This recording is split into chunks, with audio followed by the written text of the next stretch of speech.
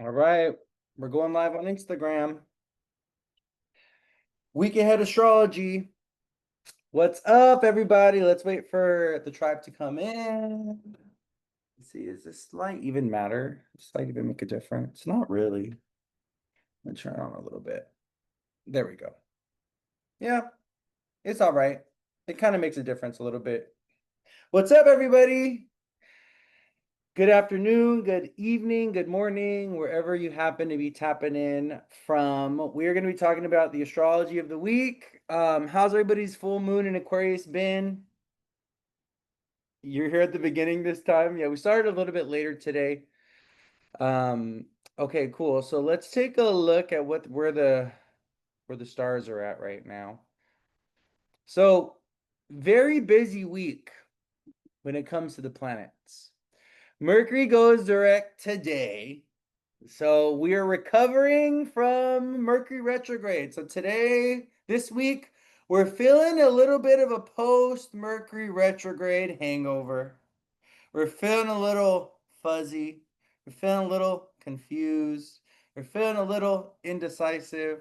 Our energy's feeling a little depleted, maybe. I like this time for you. Like 12 o'clock better than 9? You like midday?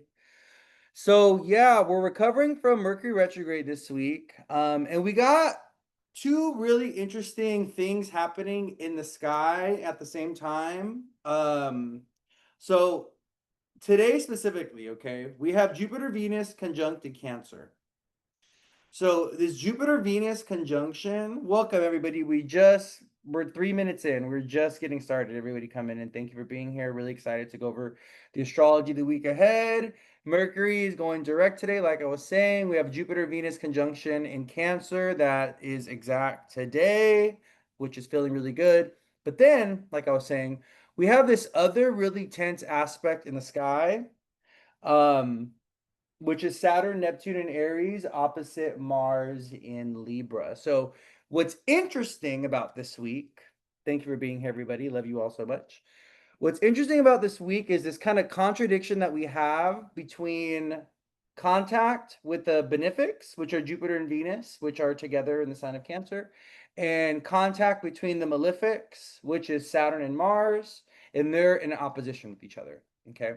So this is kind of pulling us in two different directions. The Jupiter Venus conjunction in Cancer that's going to be lingering around all week is going to be making us feel good about home, about family, about relationships, about love, about the past, um, traveling, family celebrations, family parties, going out on dates, proposals, graduation ceremonies, big vacations, small vacations, things like that.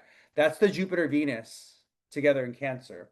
So it's really interesting because my mom called me this morning and she was like, "Oh, I was at your my grandma's sister's house all weekend and she was hanging out with all her cousins and all her family and they were reminiscing and they were talking about the past and they had some emotional moments reflecting on the past and all this stuff." So I was like, so when my mom was telling me that she was hanging out with her family all weekend on Saturday and Sunday, I was like, that is so Jupiter Venus conjunct in Cancer, right? Cancer is a sign of family, Cancer is a sign of home, of what we find familiar, of what we find comfortable, of what we find safe.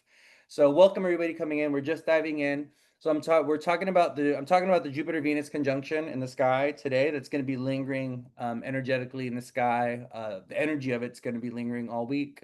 I'm talking about, this kind of this Jupiter Venus, the benefics. Jupiter is the planet of expansion and luck and joy and celebration and fun and all that is good and forgiveness and compassion and benevolence and helping others and understanding others. Like that's Jupiter, right? And Venus is the planet of our relationships and our values and the things that make us feel secure and safe, the things that we really cherish, the things that we hold close to us, right? But abundance, that's Venus, right? Venus is the planet of abundance. So with Jupiter Venus conjunct in Cancer, you may want to take a look at your Cancer house this week, and you may just want to take a look at your Cancer house in general and be like, okay, how is Jupiter trying to expand and grow my Cancer house? How is this area of my life trying to expand and grow? How is this area of my life trying to shift and change? I could think of a few people off the top of my head already how I can see how Jupiter, Venus, and Cancer are moving in their life because they do have Cancer placements.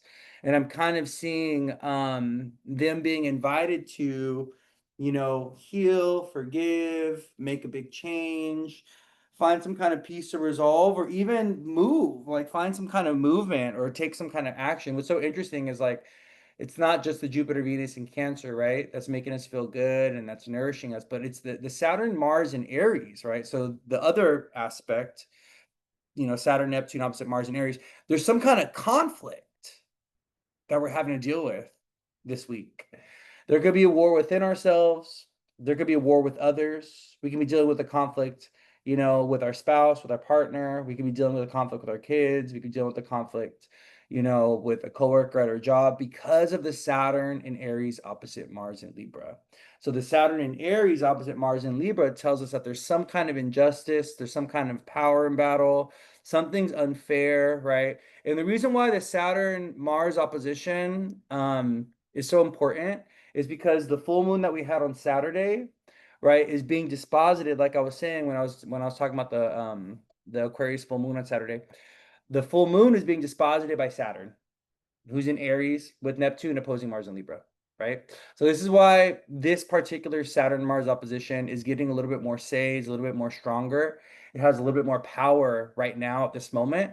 It's because the full moon in Aquarius, right, is amplifying the energy of the Saturn, Mars, and Libra because Saturn is ultimately the ruler of the sign of Aquarius, right? Traditional ruler. So I want you to be aware of this kind of like what may be illuminated in your life in some type of way with, the full moon in Aquarius being ruled by Saturn and Aries opposite Mars and Libra, what may be illuminated during this full moon cycle this week and next week. We just had our full moon on Saturday, right? A few days ago.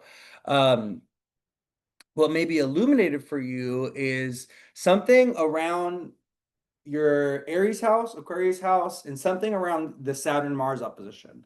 So overstepping of a boundary, something is unfair or unjust. Something's like you have friendships or you have friend groups or you have a relationship or connection where they dishonor your boundaries, they don't listen to you, they don't respect you, right? There's always arguments or there's always fighting. There's no way to keep the peace in some type of way. So I want you to be very aware of your social engagements and how you communicate with others, how others communicate with you, how you connect with others during this 2-week full moon cycle in Aquarius, this week, next week, okay? Because this full moon in Aquarius is trying to illuminate social things, communication things, mental things in our life.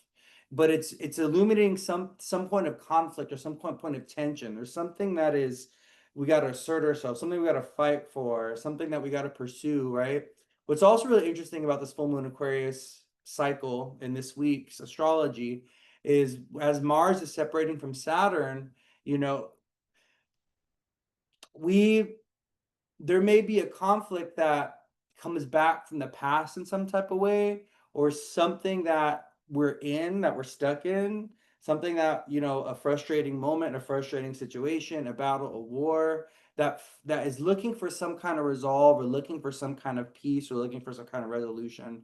And we may start to see that this week as Mercury goes direct and as Mars is moving into this sextile with Mercury. So, Mars is as of today, right? Monday, August 11th.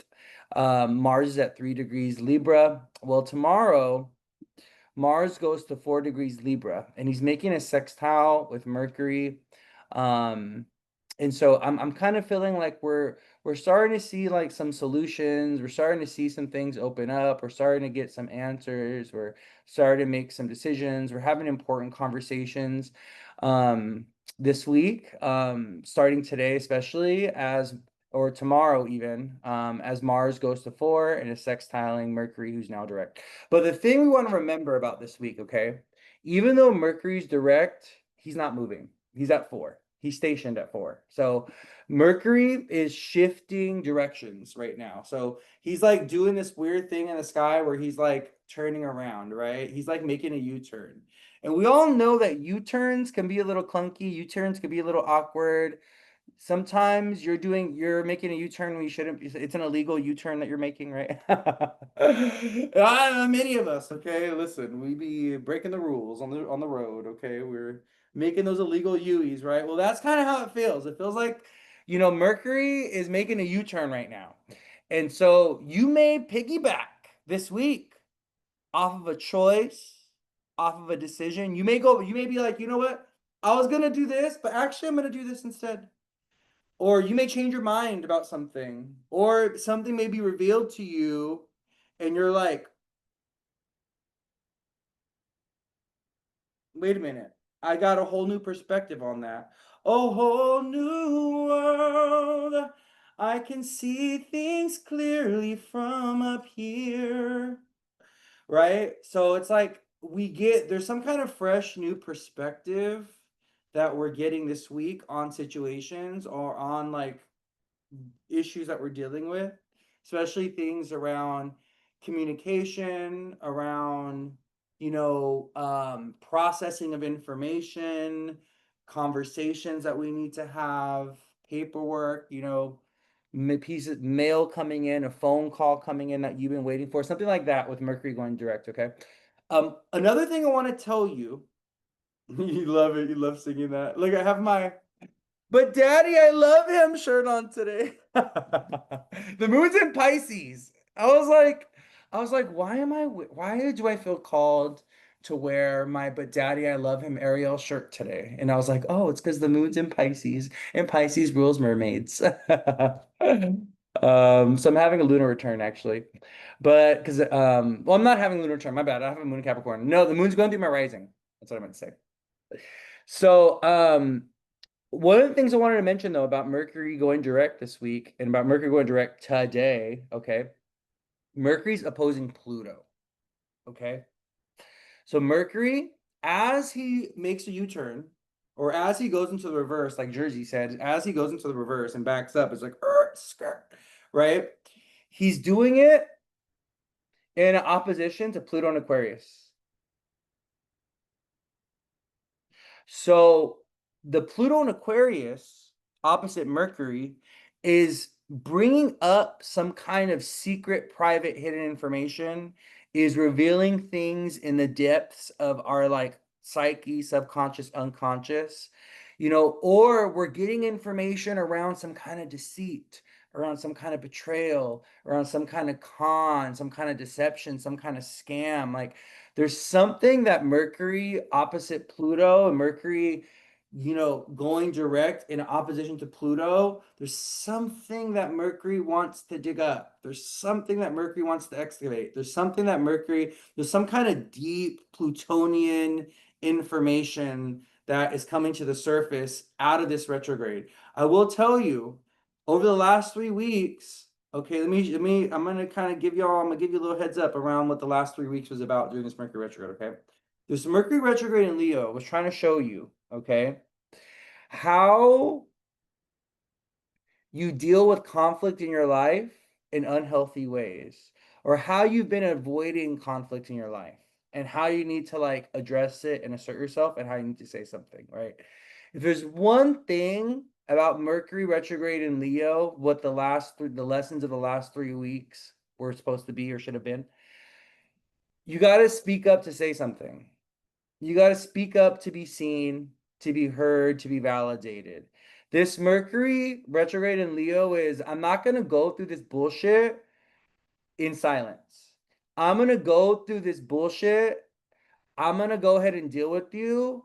I'm going to go ahead and deal with the situation like with my full voice, with my chest out. I'm going down kicking and screaming. Okay? I'm going down yelling. We're going to have an argument about it. Mercury and Leo, sometimes the lion needs to what? Roar. Sometimes the lion needs to let everyone know, I am the queen of the jungle. I am the king of the jungle. You're in my territory. You're in my turf. Okay, Pride Rock, this is my homeland. Okay, you're in my prairie, bitch. Okay, so you better shut the fuck up and calm the fuck down before you get one.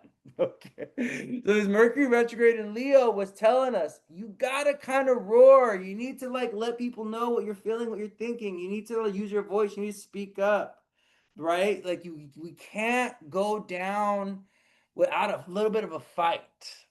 Okay. And so, if this Mercury retrograde Leo was trying to show you that you need to tap into your inner Leo. You need to tap into your confidence. You need to tap into your voice. You need to tap into your creativity, right? But you also need to kind of like, you need to like let people know sometimes I'm not the one to be with. I'm not the one, okay? I'm a hunter at the end of the day, all right? I might look all cute and nice and fluffy, okay? But at the end of the day, I'm a predator. I'm a lion, okay? So you gonna get the nice me until you don't get the nice me, right? And it's so interesting because like my dad has Mercury in Leo, and the man can't go anywhere without being heard or being seen. If my dad is at a party, he brings a whistle with him, and he'll be on the dance floor with his whistle, boo boo boo, because he needs to be heard. He needs to be seen. He needs the attention. My dad has Sun, Mercury, and Leo, right? And North Node alt conjunct in Leo. So when we're thinking about this Mercury retrograde in Leo, right, over the last 3 weeks, this Mercury retrograde in Leo was like trying to show us that we need to express ourselves, we need to be seen, we need to be celebrated, we need to be heard. And if we're not getting seen, celebrated, heard, we're not getting recognized, we're not getting the attention, we're not getting, if we're not getting what we need, there's gonna be an issue, there's gonna be a problem. Okay. There's gonna be an issue, there's gonna be a problem, right? And we all know when the king is mad, when the sun gets mad, when the king of the jungle gets mad, when the lion gets mad, you need to watch out. Okay. You need to watch out. Okay. There's one sign I do not like to see angry. I do not like to see an angry Leo. And it takes a lot to get it. I feel like, there obviously with every sign, you have the one-offs where anger is a problem. But I think Leo is actually the most peaceful fire sign between Sag, Aries, and Leo. I think Leo is actually the most peaceful, the most loving, the kindest, until you make them mad and piss them off. Because once a Leo gets angry, because they are a fixed sign, oh, they're gonna hold on to that, and they're gonna be mad for a while, and it's gonna take them a while to chill out, and to calm down and let that shit go, because they don't let shit go easily. Aries and Sag, they blow their gasket and they move on. They get over it real quickly. But Leo, no. Leo's not a sign that does that. Leo is a sign when they get angry, they get mad when some shit blows up. Oh, they're gonna remember it. They ain't gonna let that shit go for a while. Okay. It's like a lion. The lion is all sweet until it's not. I think Leo is the sign that you don't want to see angry, don't want to see mad, because once they get mad at you, or once once you show them a different part of you to where they lose honor, respect for you, to where they like all of a sudden like they're not who you thought you were, you're an imposter to them, like, oh, that's it, good luck. Good luck going back on it. But yeah, so this Mercury retrograde in Leo, right? Mercury going direct in this fixed opposition to Pluto and Aquarius, right? We had a new moon in Leo right around we're Mercury station, right? We had a new moon in Leo 2 weeks ago at 2 degrees Leo, opposite Pluto and Aquarius. Now we have Mercury, who's stationed direct today in a direct opposition to Pluto and Aquarius. So there's been this Pluto and Aquarius activation that we've been experiencing all Leo season. Since the beginning of Leo season. Yeah, we've been experiencing this Pluto energy. This is new. This is new to us, by the way. This Pluto and Aquarius, this is new to us. So one of the things that I was thinking about, now that we have Pluto and Aquarius, whenever we experience these Leo seasons that are opposite to Pluto and Aquarius, we're being initiated into the future. We're being initiated into what Pluto and Aquarius is going to be about over the next 20 years. We're in this transition point. We're in this transformation point, right? And there's death about. You know, when Pluto is slowly transforming and changing, and Pluto is like slowly composting reality as we know it and turning it and transforming it to something new. So in this Mercury retrograde, Mercury going direct today, opposite Pluto Aquarius is showing us this. The new moon that we had 2 weeks ago, opposite Pluto Aquarius is showing us this, right? We have Mars, Pluto, Uranus in this grand trine. It's showing us that things are changing, that there is kind of I want to use those words. I don't want to use those plutonic words. There is transformation and change about. Okay? That's what I'm gonna use. I was ready to use like very, destructive but no, it's not like that. And maybe it may be like that for some of y'all. I don't know. Some of y'all, the way you live your life. You getting the most out of this Pluto and Aquarius transit, okay? You get the way you be living that life. I don't know. For some of you, this can be really intense depending on that lifestyle of yours, those lifestyle choices. You live in that plutonic life, okay? You live in that Saturnian life, all right? You live in that meddlesome life. Well, guess what? I love this astrology for you. I love this astrology for you. Because this astrology is ultimately, right? What this astrology is ultimately trying to do is trying to show us that something needs to change. Something's got to give. Something's got to evolve. And what we're being made aware of with this full moon in Aquarius this week, next week in particular, right? This 2 week full moon cycle, we're being made aware of the structures, of the power structures, of the leadership that's like not working. That's like it needs to like die and be reborn. Like it's like no one wants to be a boss anymore. No one wants to be a leader. No one wants to work at a job. No one wants to be CEO. You're right. It's like there's what we're seeing in real time, even with like the government and the politics. Like no one wants to do that job no more. No one wants to do those jobs, right? It's like what we're seeing is a deconstruction of the hierarchical systems that we grew up in. We're seeing a deconstruction of the hierarchical systems in real time. That's what we're seeing. And it's scary. It's scary. Well, says the Leo. Look at the Leo over here. She said, "Who you talking about? I still want to be the boss." Well, some of us got Leo placements, right? Her name is Reina, by the way. Her name literally means queen, and she's got Leo placements. Of course, okay. You can't take that away. Leo's always going to be the boss at the end of the day, right? Leo's always going to be the boss at the end of the day, right? So you can't take that away from Leo. Leo's always going to be the king and the queen, no matter how the cookie crumbles. At the end of the day, we're always going to be looking to the sign of Leo to be the queen, the king, the boss, CEO, right? But there's scandal.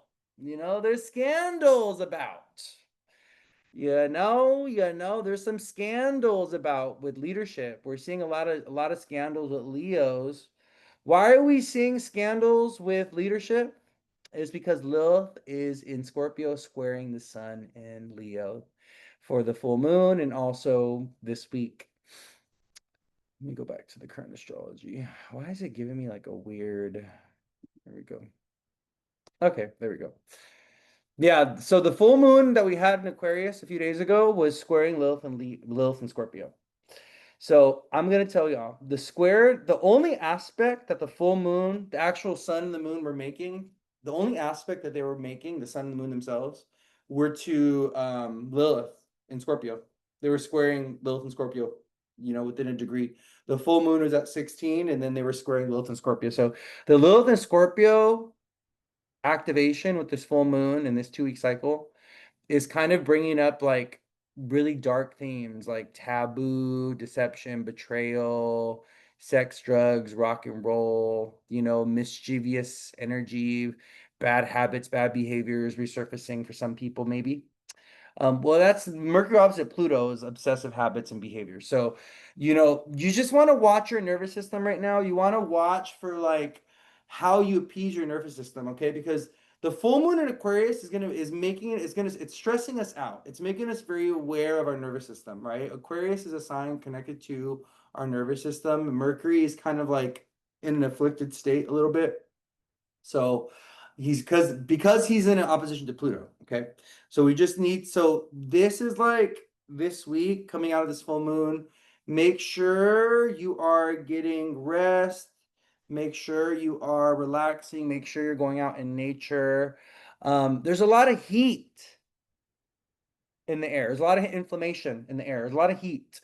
Sun, Mercury in Leo, Saturn's in Aries, Mars is in Libra, opposing Saturn Aries. So there's a lot of heat. So literally, like, there's things that have been catching on fire. We've been having issues with gun violence. There's been places that are literally hitting 140, 150 degrees because of how hot it is, literally outside. It's just crazy heat. So we got to be aware of the excessive heat, the excessive fire energy in the air, because this can manifest in a lot of different ways. This can manifest in like a car accident. This can manifest as an argument, as a fight. This can manifest as you having irritation or inflammation in the body, headaches, migraines, digestive issues, things like that. So we just got to be, someone said they just heard a shot last night. Yeah, there's been a lot of violence because the Saturn, Mars, and Libra. Saturn opposite Mars is an aspect of violence. People that have Saturn opposite Mars, especially when men have that in their chart, they can be criminals and they can be violent and they can love power and control, or they could despise authority. So, Mars, so Saturn is authority, right? Saturn is old authority, structured authority, rigid authority, right? Mars is like the villain. Mars is like a rebel. Mars is like, the rule breaker. So when Mars and Saturn are sitting in opposition, which is the most tense aspect, it's like they're looking at each other, but they're going to war with one another. And Saturn is like the structures, is like the police, I guess you could say. And then Mars is like the criminal, the gang activity, right? The mischievous element. And they're opposing each other. So the Saturn Mars opposition tends to bring a lot of conflicts and power battles and tends to bring violence and things. It's definitely a trigger for domestic violence as well. This can be a week, especially this full moon and Aquarius cycle the next 2 weeks, where we're made aware of like psychological, emotional, or physical violence in relationships, where that is a trigger. So we just got to be very aware of that. Yeah, I have Mars and Libra at 12 in 12th house, Scorpio rising with Pluto in the first house. I had a big trauma response this Saturday. Yeah. Yeah, there's a lot of, yeah, like, there's, we're feeling, it's interesting because Aquarius, it's so interesting because Aquarius, right? We don't like to think of Aquarius as like an emotional sign, but it is. Okay. Aquarius is an emotional sign in a way. So how does Aquarius experience emotion? How do we experience or process emotion through the sign of Aquarius? Well, we're dealing with cold, heavy, depressive emotion. We're dealing with social isolation and loneliness. We're dealing with self-rejection and self-ostracization when we're talking about the sign of Aquarius, right? So the influence of Saturn, waiting for Louie to make this make sense. Make what sense? So the influence of Saturn, right?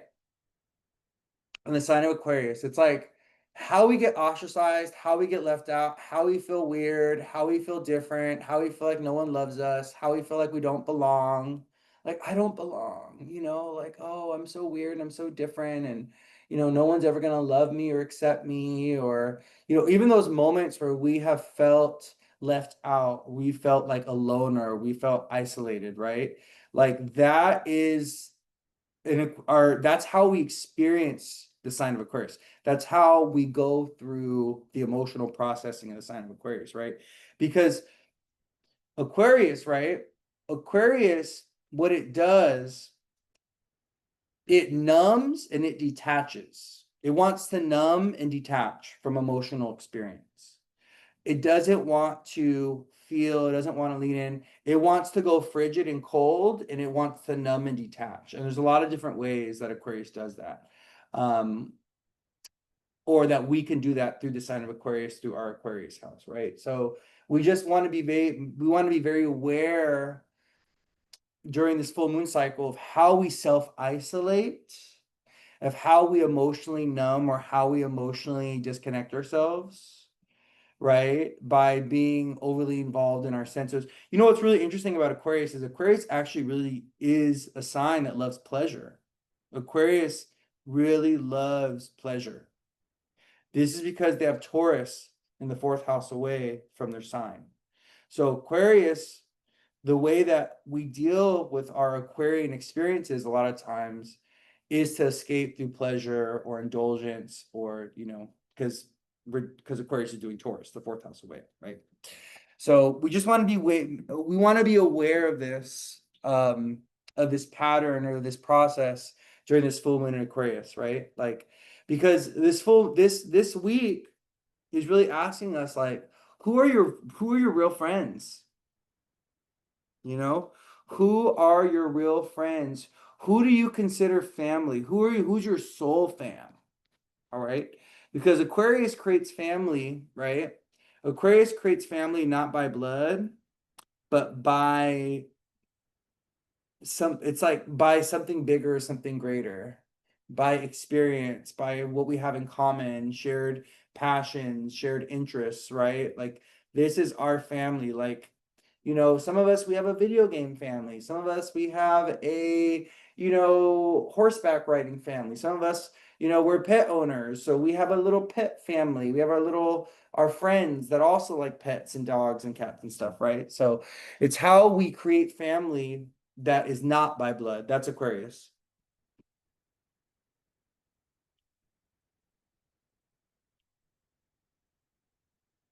Someone said yes, let go of a two friendships this year. Yeah, but they were draining. Yeah, well, yeah, because the Pluto in Aquarius, right? The Pluto in Aquarius is going to be transforming and changing our social circles and the way we interact with others. Something's got to evolve or something's got to change. And it's interesting because you know, this Mercury direct opposing Pluto in Aquarius is making us aware again of more friendship things or more social connection things. I got triggered for a second because an Aquarius moon made me reconsider human interaction. But the thing about Aquarius moon, right? Like, when you are dating someone that has an Aquarius moon or someone that has Aquarius placements, Aquarius rising, Aquarius sun, moon, Aquarius Mercury, the thing that you got to understand is that they weren't shown a lot of affection. They weren't touched, they weren't hugged, they weren't kissed. There wasn't a lot of emotional interaction, emotional expression. There wasn't a lot of emotional experience. Most Aquariuses, they grow up experiencing their emotions in solitude and in silence. Most Aquariuses, they grow up experiencing their emotions within themselves, not in the space of connection to others. So most of their emotions are a solo, internal, detached, personal thing.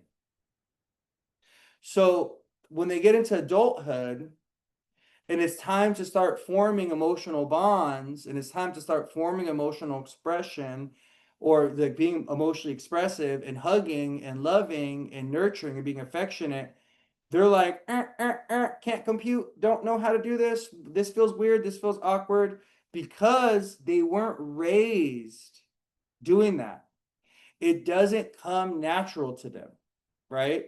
This is one of the things you got to remember about Saturn people, about Aquarius, Capricorn people. If you are going to date someone that has an Aquarius, Capricorn stellium, okay, and they don't got nothing, they have no compensating anything, okay? They weren't loved right. They weren't raised right. They weren't, they weren't given a lot of affection, a lot of admiration. There wasn't a lot of kissing, a lot of hugging. There wasn't a lot of touching. There wasn't a lot of emotional conversation or emotional exchange in their upbringing. Okay. We didn't have time for that. Okay.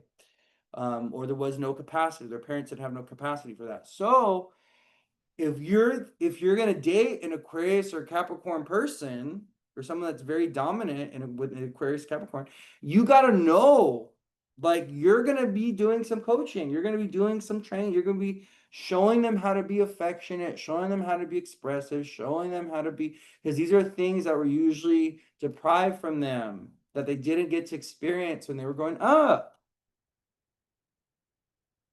Someone said, I have two that I have two that have been like that, best friends, one of them from college 2002, and another, her son and my son went to middle school together.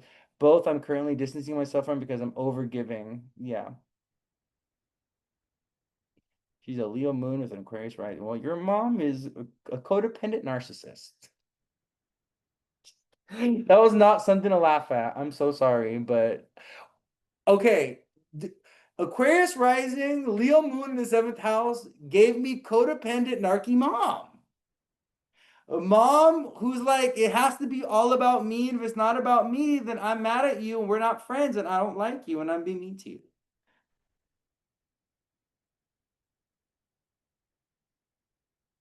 That's what it's giving. How can you be codependent and a narcissist? That pick a struggle. You can't do both. You can't do both of those things. You got to figure one out. Do one or do the other. Okay? That's craziness. But anyways, getting back to the astrology, right? Of the week. So not everyone being like literally my mom. How can you be codependent and a narcissist? That's not fair. That's not right to the people in your orbit. That's like that's some mind games right there. And then as your parent, oh no, Jesus, help me. We gotta pray for them. Yeah, very Someone said it's complicated. It sounds very complicated. Right? I laugh so I don't scream. Haha. Yeah, so this full moon Aquarius, right? This full moon cycle is making us aware of how we compartmentalize our emotions. But let me tell you the beautiful thing though, right? Let me tell you the beauty of Aquarius and the sign of Aquarius. The beauty of it is that Aquarius has a very keen awareness that I'm not my emotions, right? My emotions are part of me, but they're not me. They don't overcome me. And I think that's the beautiful thing about Aquarius and Capricorn and Saturn people is like they don't get overwhelmed by the emotions. The way like Pisces, Scorpio, and Cancer get overwhelmed emotionally, like just I just can't. Like when I've been there, I know I'm a Scorpio sun, Pisces rising. Like I've been to a point where I went through something that was so emotionally overwhelming that I just couldn't do life anymore. I was like, I need like a month off of life. Okay, I've been there. I know what that is.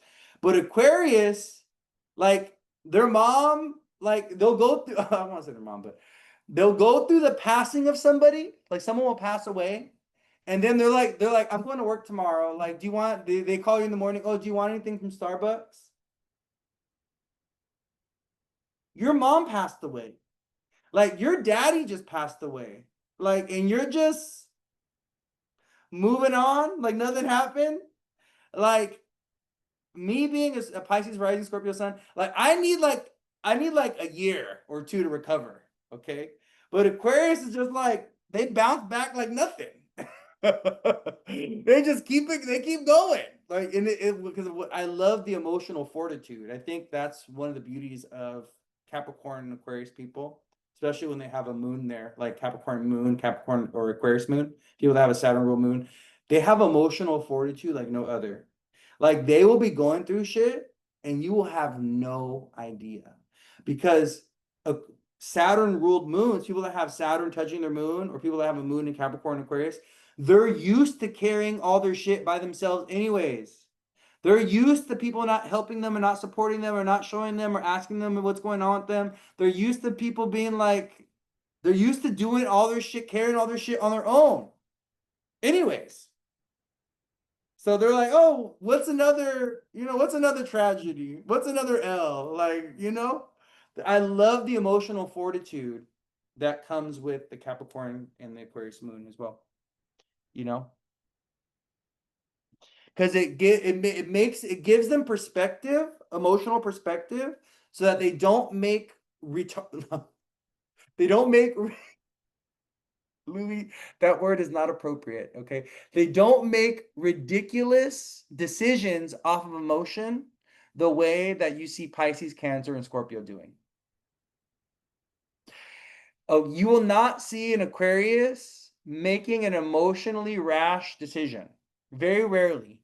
You see them getting overwhelmed by their emotions and making a decision that they're going to regret, where Pisces, Scorpio, and Cancer, they live their life making poor emotional decisions. Your entire life is poor choices based off emotion. Water signs. I hate to say it, but it's the truth.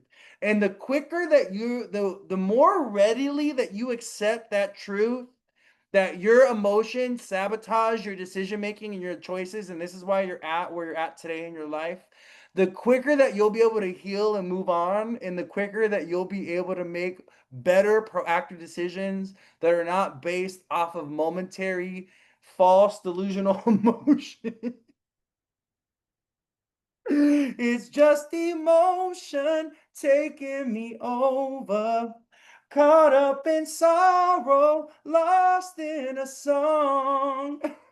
That's my jam. That song came on the Destiny's Child version. Okay, the Destiny's Child version came up on my radio, or on my, like, I think it came out. Like, it just randomly was played on my Spotify, and I was like, the heartache goes on, but the feeling goes on inside.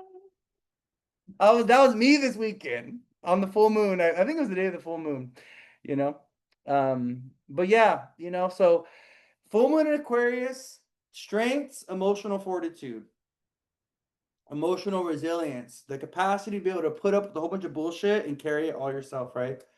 Weaknesses, a fear of emotional depth and emotional connection, a little bit of a fear of commitment, you know, a fear of abandonment, a fear of rejection. I really do feel like no matter the axis of Aquarius and Leo, the sun in Leo, moon in Aquarius is full moon, right? That axis of Aquarius, Leo, the big fear with Aquarius and Leo is the fear of rejection,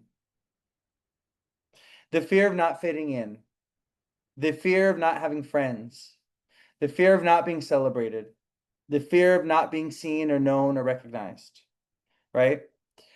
The fear that, like, that is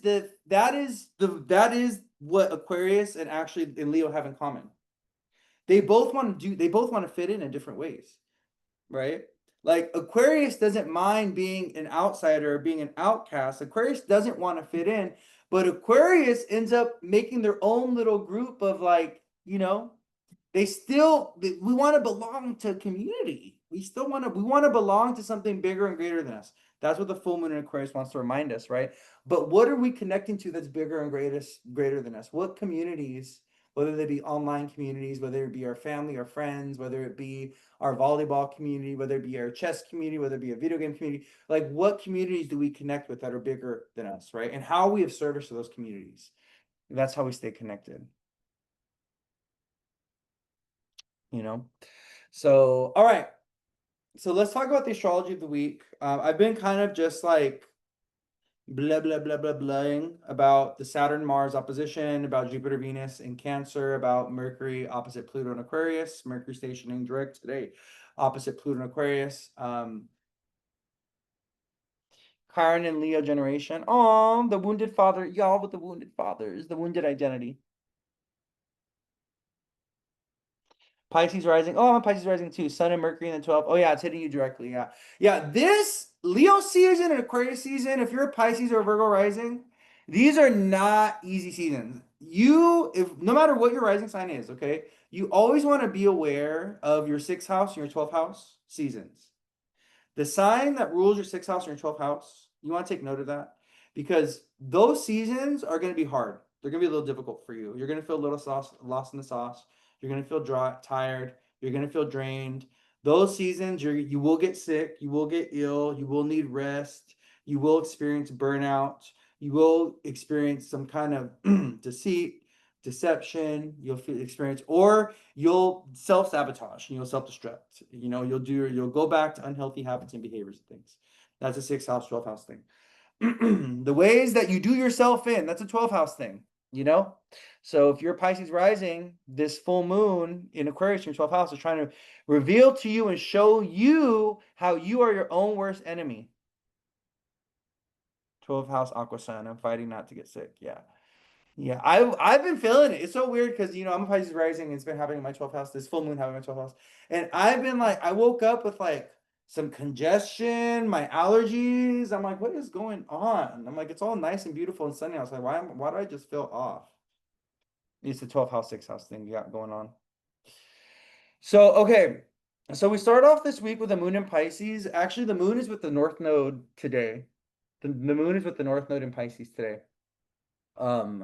So it's interesting because like I feel like we're getting back to business, or things are like kind of getting back to normal in some type of way this week. As Mercury starts to move direct and go forward. We're probably feeling a little foggy, a little confusing this week. Or today. I want to say this week. I want to say, well, I don't know. I'm gonna say this week. Yeah. I think we're getting clarity coming out of this week, but we gotta just, Mercury's stationed. Mercury, he's direct, but he's not moving. So, we may feel that in some type of way.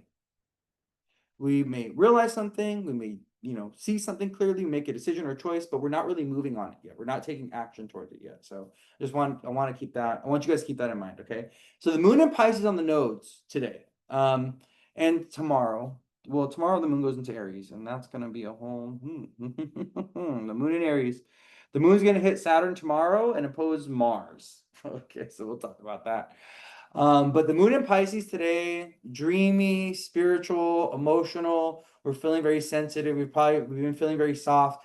If you've been feeling heightened sensitivity, heightened psychic activity, your dreams have been feeling very, very intense. If you've been reminiscing about the past, you've been feeling very emotional. You're more aware of just how single you are right now. It's because Jupiter and Venus are in Cancer with the moon in Pisces. So, I think yesterday could have been feeling really, really good. Yesterday could have been feeling very sweet or because the moon was actually separating from this trine with Jupiter and Venus in a conjunction. Oh yeah, yeah. Oh, I slept in today. Yeah, I slept in today. So yeah, it's because the moon's in Pisces, ruled by Jupiter, Venus in a conjunction. So yeah, like we're feeling a little lazy. Whenever Mars goes into Libra, like that's a lazy Mars. Okay. I'm gonna call Mars in Libra a lazy Mars because I have that Mars and I can be a little bit of a lazy booger. Okay. It's Mars in Libra. Mars in its detriment. Mars in a sign where he loses all his feistiness, he loses his energy. He's in a cold sign, right? So if you're feeling a little lazy right now, if you're feeling like you just don't have the energy to knock everything off the checklist, give yourself grace. Okay. It's Mars and Libra opposite Saturn. All right. And Mercury shifting directions. Me and my oldest son are both Pisces moons. We were heading out yesterday. Oh, yes. Me sleeping patterns have not been good. And now I'm so tired. My sleep is all messed up. Yeah. Your sleep. It's okay. It's okay. It's if your sleep is all weird and all funky and like, it's okay. Okay. That happens during full moons.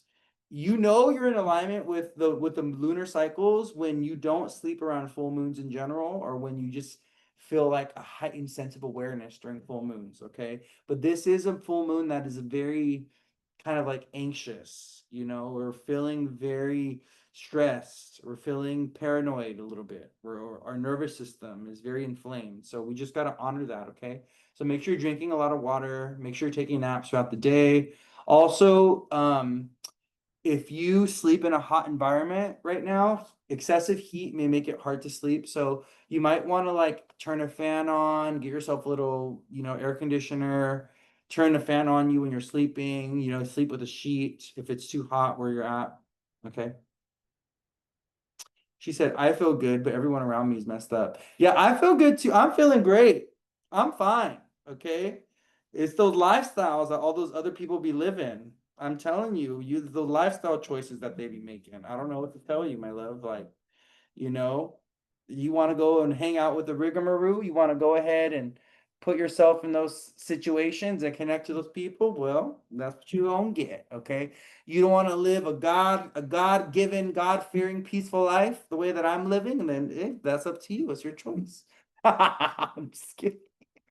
I'm kidding, but I'm not. That lifestyle, okay, the lifestyle choices. I'm just kidding. I'm feeling very. The moon's in Pisces today, so I'm in my rising. So I'm feeling very. I'm feeling very humorous. I'm feeling a little mischievous today. So yeah, moon in Pisces. Coming out of our full moon in Aquarius. You know, the moon in Pisces today. The moon in Pisces was the moon was in Pisces yesterday. Dreams, emotions, creativity, expression, sensitivity. Feeling a little tired. Feeling a little. You know, the full moon culminated, so now the full moon's releasing energy, right? So. And the moon in Pisces after the full moon in Aquarius tends to make us feel very dreamy, very sleepy, very tired, very also, you know, Pisces is a sign that likes alone time. So if you're feeling like you want alone time right now, if you kind of want to go on your little spiritual voyage, you want to, you know, go out into the mountains and you want to go ahead and do some peyote and you want to go ahead and talk to the wolves and talk to the birds and go be one with the ocean, go do that. Okay, I love that for you. That's a good look, okay, with the moon in Pisces. So then tomorrow, right? The moon goes into Aries, and the moon's going to be in Aries on Mars Day, Tuesday, the day of Mars. The moon goes into Aries, a Mars world sign, and the moon is going to hit Saturn and oppose Mars as we go into tomorrow. So tomorrow is looking a little contentious. I will tell you, there may be like anger, heat, irritation, frustration in the air going into tomorrow. Yeah, it's around midday. It's around tomorrow afternoon that Tuesday, August 12th, around 12 noon, that's when the moon goes into Aries and it hits a conjunction with Saturn, Neptune, and opposes Mars and Libra. So I just want you to be aware of tomorrow around midday, Tuesday. There could be some anger, some conflict. There could be a tense moment. There could be some hardship or some difficulty. There could be something challenging, but this could also be a moment of passion, a moment of force, a moment of courage, a breakthrough moment, a moment of I'm done with your shit and this is where I draw the line, you know, a moment of fuck you, bitch. Like, I mean, just no, I'm just kidding. Don't, no fighting, no guns, no weapons, no, okay? But like I said on the full moon in Aquarius, okay? Don't bring a knife to a gunfight, okay? If you know it's a gunfight, make sure you're bringing a gun, okay? Come prepared. Know what you're getting yourself into. Okay, don't just be going to war and getting all involved in fighting somebody. You know, you haven't even done your research. You don't even know what their talents are. You don't know what their special move is. You don't know what weapons they're bringing, baby. Be strategic, okay? Be strategic about the way that you go about engaging in fights, arguments, asserting yourself, wars, battles. Saturn's opposite Mars. Saturn's in Aries, opposite Mars in Libra, okay? And we're feeling it tomorrow because the moon goes into Aries and it conjoins Saturn, Neptune.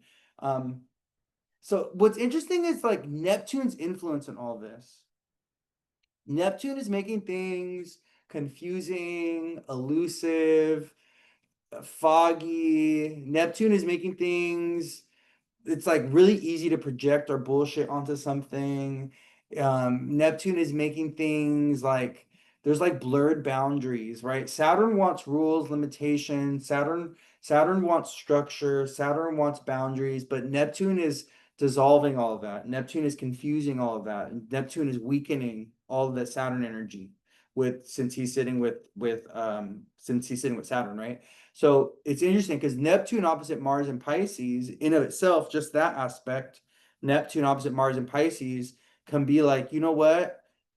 It's not as big of a deal as I'm making it out to be because I'm projecting. Or, maybe I'm misunderstanding the situation, or maybe there's an element of confusion or element of deception that's not making things very clear. So we just want to be aware of the Neptune influence and all this as well, okay? Neptune conjunct Saturn opposite Mars in Libra, especially tomorrow going into Wednesday, okay? Because the moon's going to be in Aries and the moon's kind of carrying that Saturn, Neptune, Mars opposition energy into Wednesday, okay? Um, yeah, because the moon's so the moon in Aries, right? The moon in Aries makes us passionate, makes us horny, makes us aggressive, makes us want to initiate or start something. The moon in Aries is very expressive. The moon in Aries puts a lot of heat, a lot of energy in the air. It's a very stimulating energy, but it also makes us prone to being like angry and irritated, and it makes us more combative and impulsive. So we want for Tuesday, Wednesday, Thursday, we want to slow down our emotions. We want to ask ourselves before we engage or before we get triggered, is it worth fighting or arguing about? Is this gonna bring any kind of resolve, or is this gonna bring a solution? Is this even worth fighting for? Okay. We just want to be aware of that on Tuesday, Wednesday, okay, specifically. Okay. Because the moon's gonna be in Aries, and the moon in Aries is like, let's take this outside. How about that? Let's take this outside. How about that? A moon in Aries. You want to take this outside?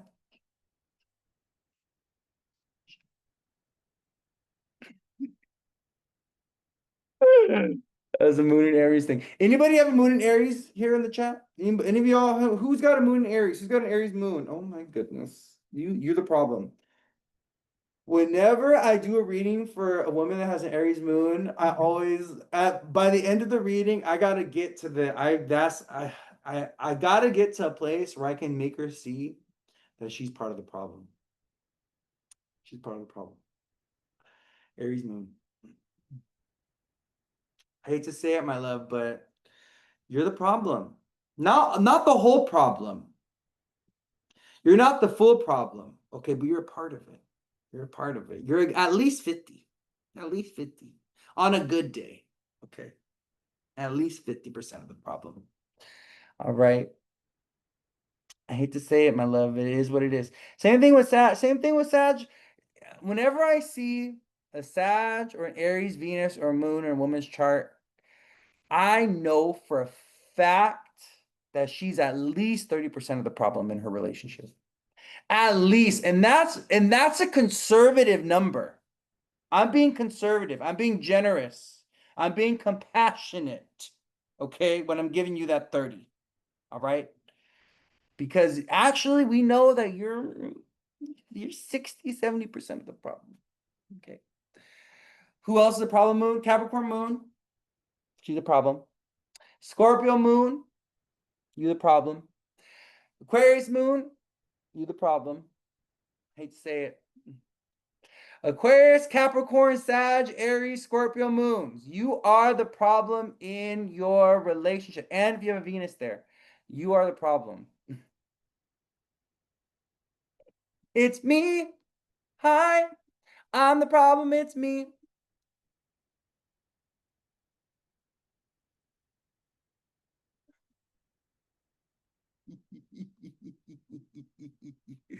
The name of that song it's a Taylor Swift song. It's called Anti-Hero. It's so full moon and Aquarius coded.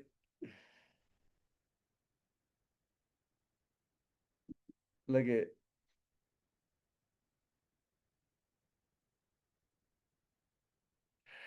at these lyrics. Okay, Taylor was so real for this. I think she's a Capricorn. Yeah, she's a Capricorn. Taylor was so real for this. And she's an Aquarius Venus. Oh yeah, she's the problem. Look what she says. She says, I should not be left to my own devices. They come with prices and vices. I end up in crisis, a tale as old as time. I wake up screaming from dreaming. One day I'll watch as you're leaving because you got tired of my scheming. It's me.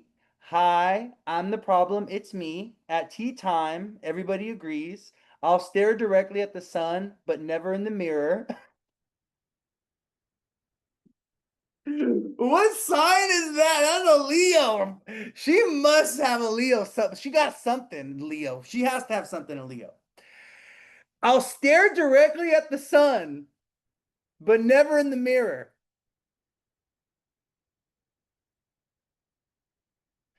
You know she's the problem.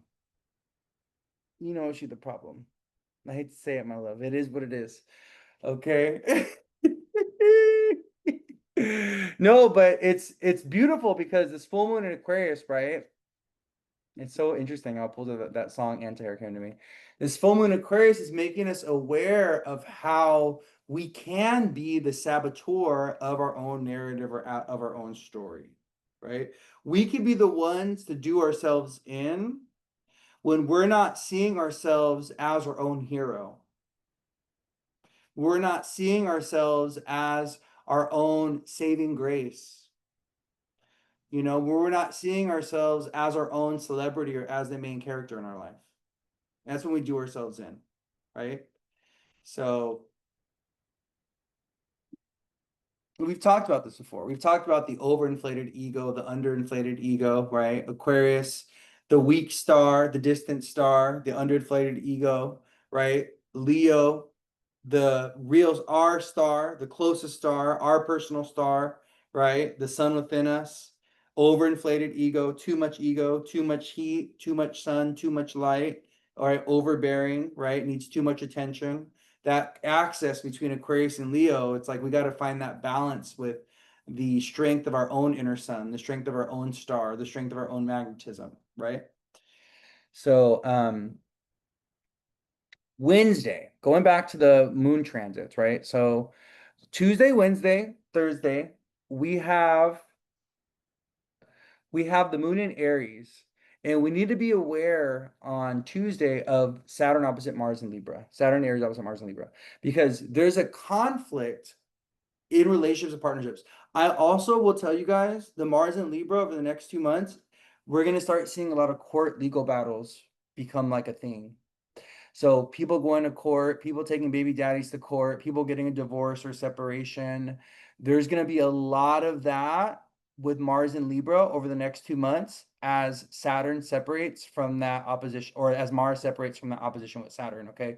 Because the thing is, right, you got to think Saturn is in Aries opposing Libra, the sign of marriage, the sign of business contracts, right? The sign of our commitments. And Mars is the planet of war and anger, is in Libra now, opposing Saturn and Aries. So this is giving us a karmic release. We're clearing out these karmic partners in some type of way where there's some kind of unfairness, unbalance, power struggle, betrayal, right? That Mars opposite Saturn over the next, well, we're feeling it now, but you know, as Mars is transiting Libra over the next 2 months, and as Saturn is sitting in Aries before he goes back into Pisces, we're feeling this kind of like pressure and this tension. We're feeling like we got to hold someone accountable. We got to take someone to court. We got to separate from somebody. We got to release somebody. We got to get some kind of separation. We got to break up with somebody, right? And this could be breaking up with a job. This could be breaking up with a friend. This could be breaking up with your mama, your daddy, because you can't do that codependent narrative with them anymore, right? So we just want to pay attention to where Aries and Libra is at in our chart, because that's where there's a karmic clearing happening, right? And what's also really interesting about this Saturn, Mars, and Libra that we got in the sky, this right now, is we had the eclipses going through Aries and Libra last year, going into 2023, going to 2024, right? We had the eclipses going through Aries and Libra up until January. So it feels like the Saturn, Mars, and Libra thing is actually triggering some karmic stuff that was unfolding with the eclipses in Aries and Libra last year, and then even going into the end of 2023, okay, leading into the eclipses that we had this year, which wrapped up in Aries and Libra and moved into Pisces and Virgo, right? Someone said they had to get a protective order. Wow. Yeah. Just started a civil case against my baby daddy. Yep, that's you, my love. That's the Saturn, Mars, and Libra. Family matters in court as well because of Venus and Cancer. Oh yeah, family matters in court as well. Yeah, a lot of like domestic disputes, family disputes. Also, another big theme has been like disputes with people in the house or in the home. That's been a big one as well. Because of Mars being in the fourth house away from Jupiter and Venus in Cancer.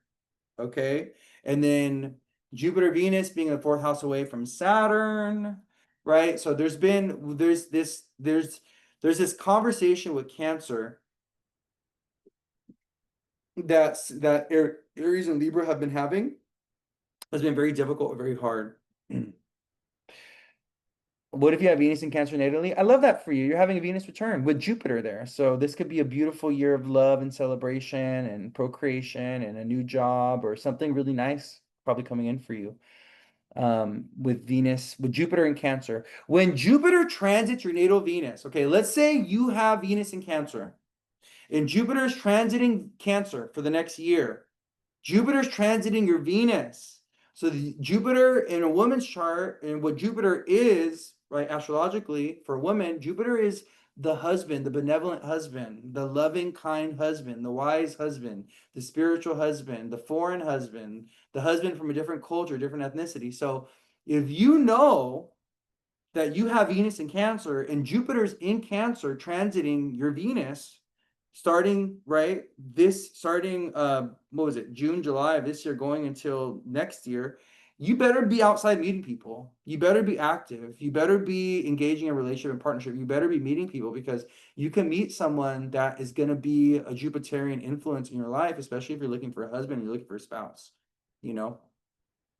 So yeah, Jupiter, Moon in Cancer, that's good. Same thing. It's similar to Venus. Really good for love. Really good for also growing a business, buying a house. So Jupiter, Moon, if you have a Moon in Cancer and Jupiter's in Cancer, Jupiter, Moon, you have a Moon in Cancer, Jupiter's transiting Cancer. This can be a year that you buy a house, that you find a place that you really love, that you really enjoy. This can be a year that you get pregnant, that you start your own business, that you get, you find a partner, something really nice, something really beautiful. So your new boo is a Moon in Cancer. Oh, you got a new boo. Well, look at that. You met somebody. See, look at that. Love that for you. Look at Jupiter in Cancer already bringing you about to buy a house. Well, there you go. See, look at that.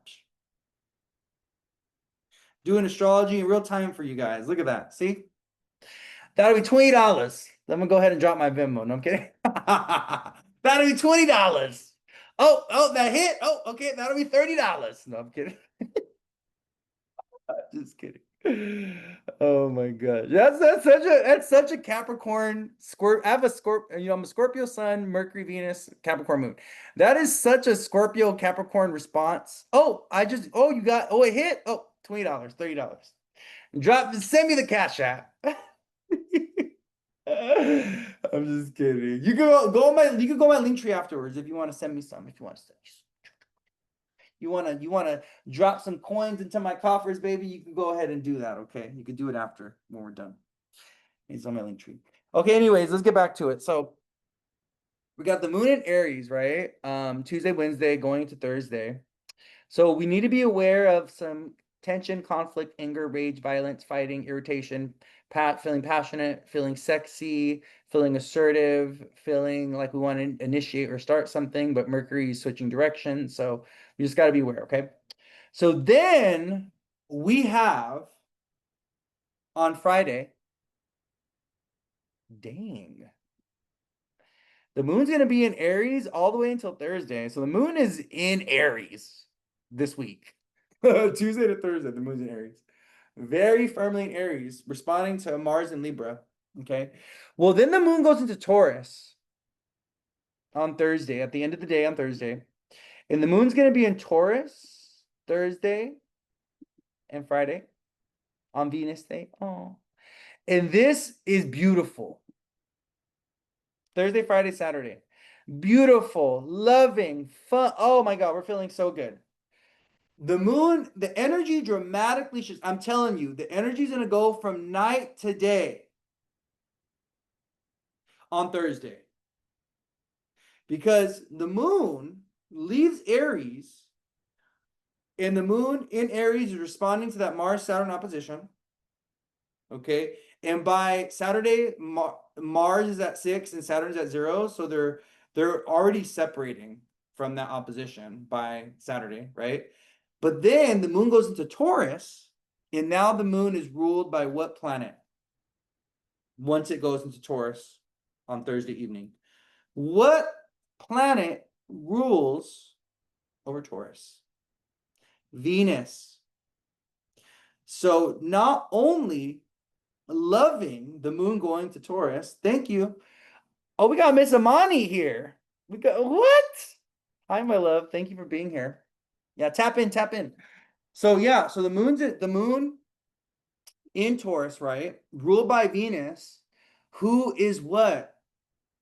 The moon's exalted in Taurus, and the moon is with Venus, and she's I'm sorry, Venus is with in Cancer with Jupiter. That's what I meant to say. So we got Venus, Jupiter together in Cancer. So the energy feels really good Thursday, Friday, and Saturday because the moon's in exalted state, and then we have Jupiter, Venus together in Cancer. So I feel like there's this energy of like forgiveness, of closure, of healing. Another really beautiful thing about Thursday, Friday, Saturday, as the moon goes into Taurus, is Mercury is starting to shift. He moves to 5 degrees Leo. He's actually moving forward. So I really feel like Thursday, Friday, Saturday, there's a lot of things. There's energy opening up. We're feeling gracious. We're feeling loving. We're feeling supported. We're feeling solutions. We're feeling like answers are coming in. One interesting thing that I got actually about this full moon, because if we put Aquarius on the rising, right? The full moon in Aquarius, you put Aquarius on the rising, the 6th house away from Aquarius is Cancer, where Jupiter and Venus are at, right? So the 6th house is jobs, health, your day-to-day habits, your day-to-day routines, pets. So I'm thinking with the moon in Taurus and with Jupiter and Venus in Cancer, and the moon in Taurus responding to the Jupiter-Venus conjunction in Cancer, I'm feeling like people are getting new pets this weekend. I feel like people are getting new jobs. I feel like people are buying themselves a new car or a new vehicle, or they're getting themselves something that feels good, something that they really value, something they really cherish. Some people are meeting a spouse or meeting a partner, they're meeting somebody really sweet because of the Jupiter-Venus together and the moon in Taurus responding to the Venus-Jupiter, right? So I'm really liking the astrology of Thursday, Friday, and Saturday with the moon in Taurus. I think this is some of the best. I think this is gonna be the best astrology of the week. And when the moon goes into Cancer next week, that's gonna be another vibe. We'll talk about that when we get there. But it's feeling really good. It's feeling very positive. It's feeling very supportive. Okay. What I will say though is, on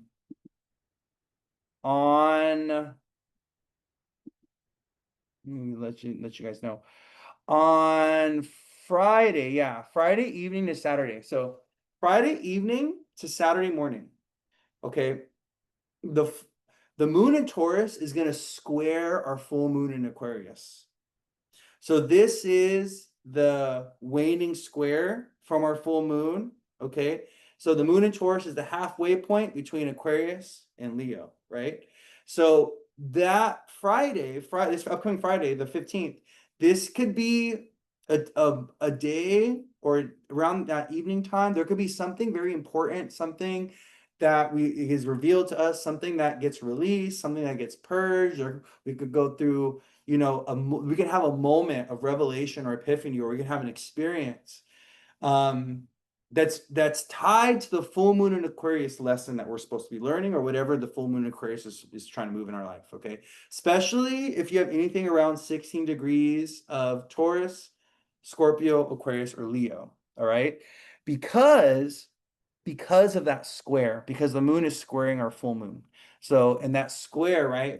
Squares and oppositions in astrology, whenever we see squares and oppositions in the sky forming, that squares and oppositions, they move things, they make things happen, they initiate things, they force us into a situation, they make us confront something, right? So there could be a moment of confrontation, a moment of revelation, there could be some kind of release point or something that we need to be aware of on Friday. It feels good though, it feels supportive, but it can feel a little, I don't know, because the moon's also opposing Lilith and Scorpio. So, I'm kind of getting, there's this energy of like, there may be some kind of deceit, betrayal, there may be some hidden information, there may be something about mistrust, there may be something around hidden motives, something like this, okay, that we got to be aware of on Friday, okay? Because I do feel like this full moon in Aquarius that was squaring Lilith and Scorpio, this full moon in Aquarius is trying to reveal something that's hidden. It's trying to reveal some ish that's secret. It's trying to reveal some hidden agendas and some hidden motives that, our friends or that our social groups or that some strangers or whatever that may have, So we got to be very aware, all right? Because of that full moon in Aquarius that we had was what? Squaring Lilith and Scorpio. Okay. So that Lilith and Scorpio is the drama piece, the scandals, the taboo, the deception, the other woman, Lilith and Scorpio. Okay, the full moon in Aquarius squaring the Lilith and Scorpio. So the moon in Taurus. The moon in Taurus on Friday opposing Lilith, baby. You may realize that you are the other woman. Okay. Or you may realize that he's got another, or another man or whatever. Okay, but so you just want to be aware of that. Could it be hidden and positive? Yeah. Yeah. It could be hidden and positive. Yeah. Especially with Jupiter, Venus, and Cancer. You know what? You could find out that your partner was planning to propose to you or take you on vacation somewhere, and the plans end up getting exposed in some type of way. It's like information that should be kept secret that's actually good information, but you end up finding out on accident, or someone ends up spoiling the fun in some type of way, something like that. So it doesn't have to be bad. It doesn't have to be bad, It doesn't have to be bad. But Lilith, I don't know, Lilith Scorpio has been stirring up the drama though. Has been stirring up the tea, I did a reading for a client.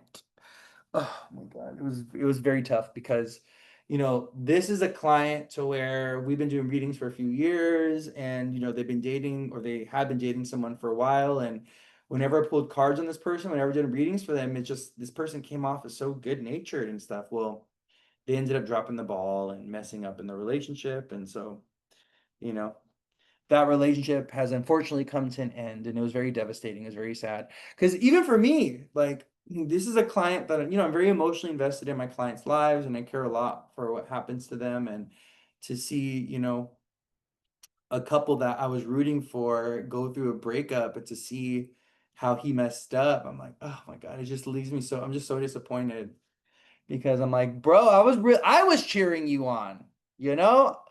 But it just goes to show you sometimes, sometimes people just aren't ready. And honestly, I really do feel like this is another lesson that I kind of learned through that situation. And also, I was helping my client work through it, is like, many times when people don't feel like they don't deserve you, or when they feel like they're not at your level, or if they feel like you're gonna leave them because they have their own self-worth, self-esteem stuff, like they don't feel worthy of you, they have self-esteem, self-worth issues, self-confidence issues, and then you're like a shining star, and you're like a gem, and you're like doing and you're like pushing them to do better and be better, right? Many times the pressure of them being in the relationship will get so overwhelming that they will seek outside affection, outside attention, or they'll seek to escape the relationship because the pressures and the demands of the relationship are too much for them, and they get overwhelmed by it. But it's not your fault. It's because you're a high quality partner, and you have high quality expectations, and you're confident, and you know your worth, and you know your value, and you have your money figured out, and all these things. So when they're next to you, they're made very aware of their lack. They're made very aware of insecurities. They're made very aware of, right? And so what's interesting is, like, what you'll see is that you'll see people that really struggle with themselves. They'll get with these people that like are like doing the thing, right? And what'll happen is the person who's not measuring up will self-sabotage and will self-destruct and will destroy the relationship, right? Because they know they're looking to escape. Yeah, they're looking to escape because they can't deal with the pressures of a high quality relationship. And it's sad, it's unfortunate, and it's really tragic because people that really want the best of, they want a good relationship, they want a relationship to succeed, or they want to show up. If they do not feel good within themselves, if they don't love themselves, if they don't accept themselves, if they do not, if they're not in alignment with themselves, and if they feel like they have to perform in order to be in the relationship or live up to the expectations of the relationship, they're going to look to escape. They're going to give into the pressures, and that's going to look like them cheating. That's going to look like different things, right? It's sad, but it's true. It's the truth. It's the truth, you know? And so it's just something that we need to be aware of. This is why, like, I really do feel like we got to do our best to date people that not only are at our caliber, but that are also in love with themselves, and who know themselves, and who celebrate themselves, and who they don't have like self-destructive tendencies or habits or patterns. Okay, because I will tell you, at some point they're going to drag you and your life into their own self-destructive tendencies, and they may be good a month from now, 3 months from now, a year from now. But if they have not dealt with their demons and their shadows, if they have not dealt with their demons and their shadows, those demons and shadows will come out at some point, and they're gonna destroy everything, and they're gonna self-destruct, right? So it's just something that we got to be aware of. If you start to see an inkling of shadow and darkness, if someone shows you their shadow side and they're not doing shadow work on that stuff, you got to be aware. You got to be careful. You got to, because at some point they could drag you into their mess, right? People that are very self-destructive, so it's like people that think that they're bad people that do not like themselves, people that hate themselves, people that don't love themselves, right? Like, they're okay with getting more neglect and more abuse, and getting more people that hate them or reject them or deny them, because what they're doing, right, is they create a self-fulfilling prophecy with their habits and their behaviors. They do things, right, to get people to view them that way, in the way that they view themselves, and then it becomes like a negative reinforcement. They negatively reinforce their own negative qualities, and they're like, right? And you're like, oh no, you're so sweet and you're so kind. And they're like, no, I'm a bad person and I'm a terrible person. And one day you're gonna leave me and blah blah blah blah. If someone is telling you that, if someone is like, I'm a bad person, I'm a, like you're, I have a lot of shame for things that I've done. I'm not a good person, you're gonna leave me one. If someone tells you that, you better one eye open when you're sleeping, because they got a guilty conscience. There's something within them that is off. There's something that needs to be investigated. There's something that needs to be dug up, because there's something that's off. There's something that's off. You got to believe them, right? Because eventually those shadows and that ish that they're dealing with is going to show its ass, is going to overflow, and it's going to corrupt what you're trying to build with them. Eventually, at some point. You may not see it for a year. You may not see it for 3 years. You may not see, but it will show its ass one day. Okay, those shadows, those demons will end up surfacing, and they will show their ass one day, So it's just something that we got to be aware of. It's something we got to be aware of, okay? Because yeah, it's like, and I really do feel like it's interesting, because this full moon in Aquarius, it's like we can't we can't keep the masks on anymore. We can't play pretend. And this is one of the beautiful things I love about Saturn, is like Saturn, he gives you these reality checks to where you can't pretend, you can't fake it. Like, you got to look at it for what it is. Like, the mask comes off. Like, there's one thing Saturn does not like. He does not like fakers, pretenders, performers. Saturn is like, give me the truth, nothing but the truth, even if it hurts, even if it's painful. And I really do feel like this full moon in Aquarius is bringing to light some of these things, is kind of revealing some masks, taking some masks off, stripping away some of these performance tendencies, or these people-pleasing tendencies, or these ways that we just want to tell people what they want to hear so that we could keep the peace. It's like, actually, no, that's doing you a disservice. It's doing them a disservice, right? We got to bring it up. We got to talk about it. We got to argue about it. We may even got to fight about it. Okay. The moon's going to be in Aries tomorrow with Saturn opposite Mars. Okay. So if you got to fight about it, you got to fight about it. Sometimes that's just the way what you got to, that's how you got to deal with the situation. I don't know how the words aren't working. So catch me outside. All right. Sometimes that's just what it is. It's craziness, right? So yeah, so going back to what I was saying, and someone said this Aquaman cut me off randomly. It's all for its highest good, I guess, but I would never expect that to happen. It's okay. Let him cut you off, okay? Let me tell you something. He's saving you, right? When number one, the audacity to cut me off, okay? Number one, okay. Number two, you don't even give me a closing statement. We don't even have a conversation. You just cut me off and like ghost me. Okay, that's right. But number three, when people run for the hills, it's a lot of times it's because they don't like what you're showing. Listen to this, okay? When people run for the hills, and let's say you meet someone, you start talking to them, and then you get really vulnerable with them, and they open up to you, and then they run, it's because they do not like what you are revealing within them.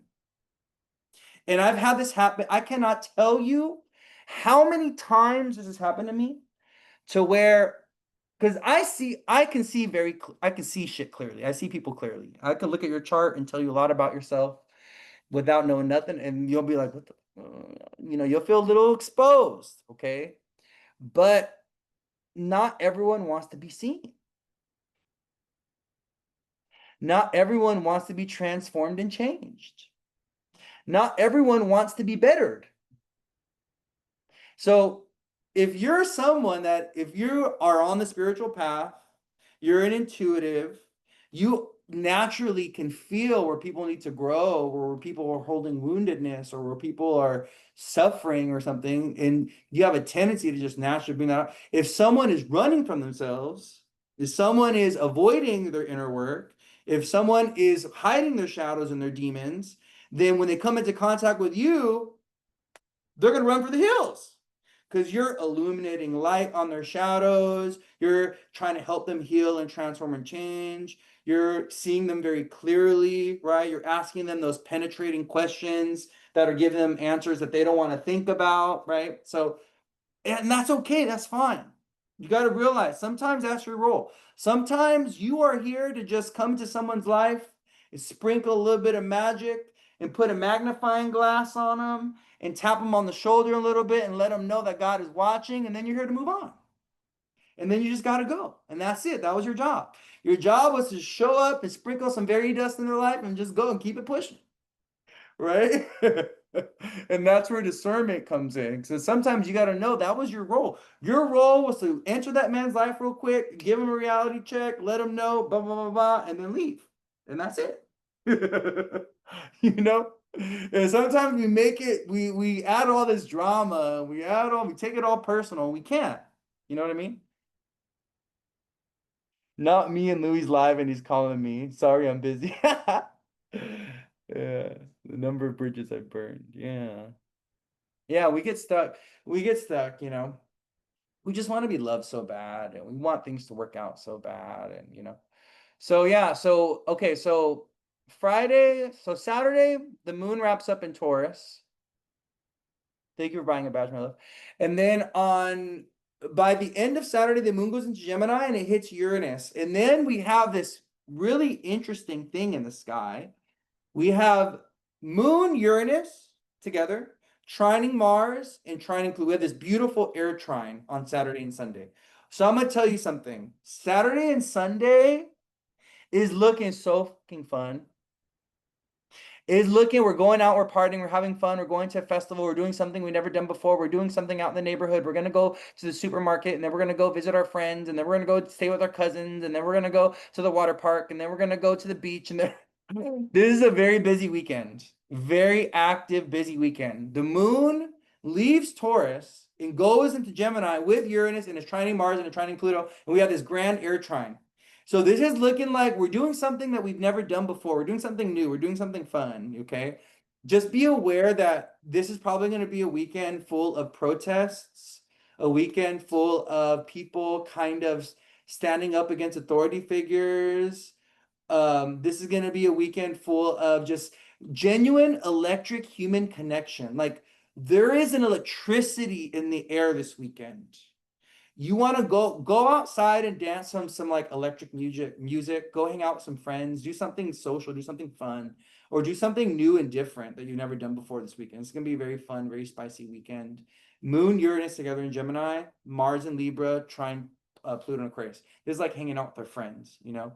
Mercury is also sextiling Mars in exact sextile. Mercury's at 6 degrees Leo, Mars at 6 degrees Libra. This is very fun. This is very exciting. This is very social. This is very like we're having a good time, okay? Just be aware. I just want you guys to be aware of the Mars energy, okay? Being irritated with others, you know, overstepping of boundaries, conflicts, fights with others, having fallouts with others, you know, people feeling very passionate, but our passions going against, you know, my passions going against your passions, things like that. Just be very aware of that, okay? People are also feeling very horny this weekend. Mars trying the moon. Pluto trying the moon. This is I want you, I like you, and I gotta have you. You just, you know, so we're meeting new people this weekend. This is I love the astrology starting Thursday, going all the way into the weekend.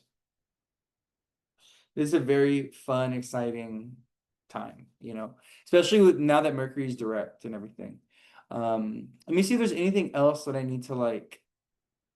Let me see if there's anything else I need to cover for this week. Is there anything else? Anything that I'm missing, you guys? Any other planets? Any planets transiting or changing signs or anything that I'm missing? I don't think so. We're getting used to Uranus, what Uranus and Gemini is about. I don't think so. I think I got them all. Mercury goes direct today. We got a Jupiter-Venus conjunction. The moon's going through Pisces, Aries, Taurus, and Gemini this week. The moon in Cancer next week, though, that's going to be a vibe. The moon in Cancer is really beautiful. Some people are, you know, people buying a house or finding a beautiful place to live or making plans to move and travel next week. You know, destination wedding. Someone's getting married next week. I love that. Moon, Jupiter, Venus together in Cancer. This is also pregnancy vibe. So if you are trying to get pregnant, you should try Friday night is a good night for pregnancy. Really good night for pregnancy, Friday night. Also another if you want to get accidentally pregnant with a stranger, no, I'm just kidding. No, I'm just kidding. I'm not gonna talk about that. And then Wednesday of next week. Okay, so if you want to get pregnant Friday of this week and Wednesday of next week, so that will be 20th day of pregnancy. Okay. We're gonna have a lot of babies. We're gonna see a lot of people getting pregnant, a lot of people having babies with Jupiter, Venus, and Cancer. A lot of people getting pregnant right now, especially water signs, earth signs. If you're trying to have a baby this Friday and then Wednesday of next week. Okay. She said, I'll pass. No babies for me. Thank you. And Wednesday, yeah. And Wednesday, yeah.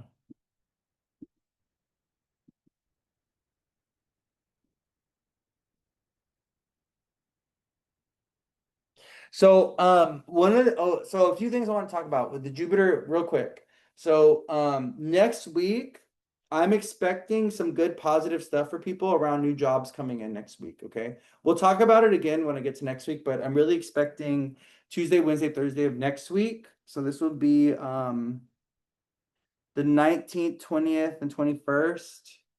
I'm expecting some really good positive things for people.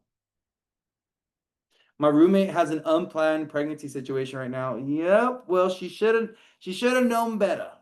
Jupiter, Venus together in Cancer. Jupiter going into Cancer. It's making it a lot easier for earth signs and water signs to get pregnant. You know. I'm such a fan of like babies and like people becoming parents. I cannot tell you how many how many charts I've read of women that are like, I don't want to be a mom. And I'm like, no, we want you to be a mom. I'm a big baby advocate. I don't know why is that? Why am I'm just an advocate for life, I guess. I love babies. None for me, thanks, but for you, yes. Yeah, Uranus transiting Gemini in the fifth. Yeah, that's an accidental baby. I love being a mom, best thing in the world. Oh, I love that. I love that for you. Well, Virgo rising, Aquarius rising. Wait, no. Wrong. That's not what I meant to say. Virgo rising, Libra rising. Don't like being a mom. Aquarius rising and Capricorn rising. Don't like being a mom. Aquarius rising, Capricorn rising, Virgo rising, and Libra rising. Don't enjoy being a mom. Find it very hard being a mom. Um, don't want to be a mom. Okay. Trying to let someone else raise their kids. Also, Sag rising. There's another one that's a little rough for motherhood.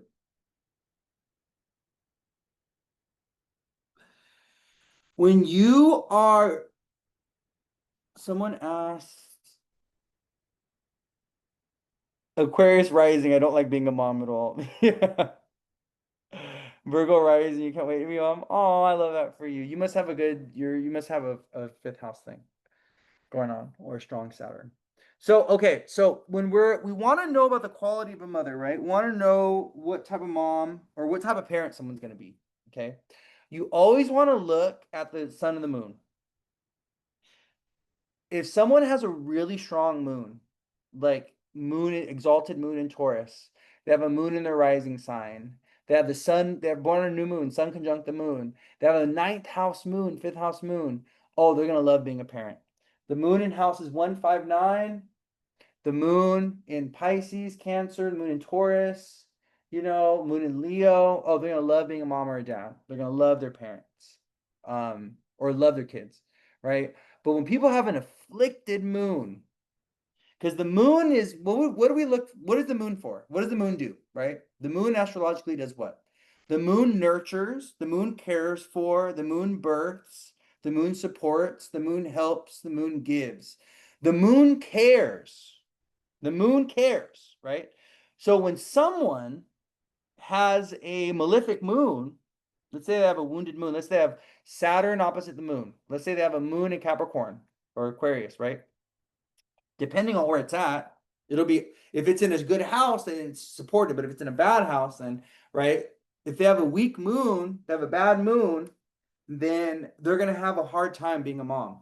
And you'll see this as well because what their chart will say is that they didn't have a good upbringing. They didn't have a supportive, strong mother growing up. So when it comes to them being a mother, they have to confront all their mother trauma. And then that's when a lot of things show up for them. A lot of fears around being a mom, a lot of paranoias around being a mom, a lot of the karma around what it means to be a mom, right? And I think that's one of the most interesting things about when a woman becomes a mother, she has to confront her own karma with what being a mother means. She has to confront the karma with her own mother. She has to confront the karma of her being a child to her mother or the lack thereof. If there's a woundedness with the mother, when a woman becomes a mom, all that trauma that she's got in the womb from her mother, guess what?